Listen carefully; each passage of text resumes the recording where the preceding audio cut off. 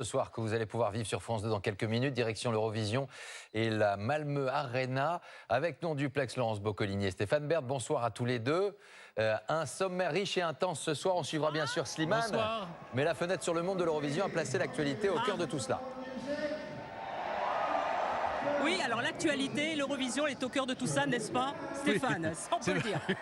Ça, on peut le dire. Ah, vous comptez sur moi pour parler de l'actualité? Moi, oui, moi, non, oui. mais en fait, vous savez, c'est un grand divertissement. Le public est venu ici à Malmö, à l'Arena, pour faire la fête. On essaie de laisser la politique à la porte, comme dans les stades, finalement.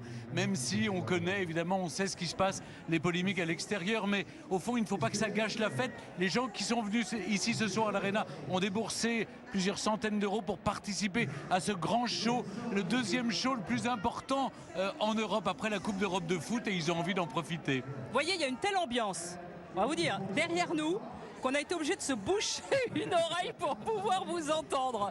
Tellement il y a la fête derrière nous. Oui, il y a des milliers de personnes ici. Alors, il faut dire que la France est bien placée avec Slimane. Ah ouais. Slimane est un chanteur connu, reconnu, apprécié. Il est très bien placé. On a quelques concurrents comme la Croatie et la Suisse aussi. Mais bon, écoutez, si vous connaissez des gens autour de vous qui habitent les autres pays limitrophes, demandez-leur de voter 25 pour la France, parce que nous, on ne peut pas voter pour la France, malheureusement. On va s'en occuper. Merci à tous les deux. On vous retrouve dans un instant. Voilà pour l'essentiel de l'actualité. Tout de suite, donc la finale de l'Eurovision. Demain à 13h, vous retrouverez les Lacadou. On se retrouve pour 13h15 le dimanche. Belle soirée à vous.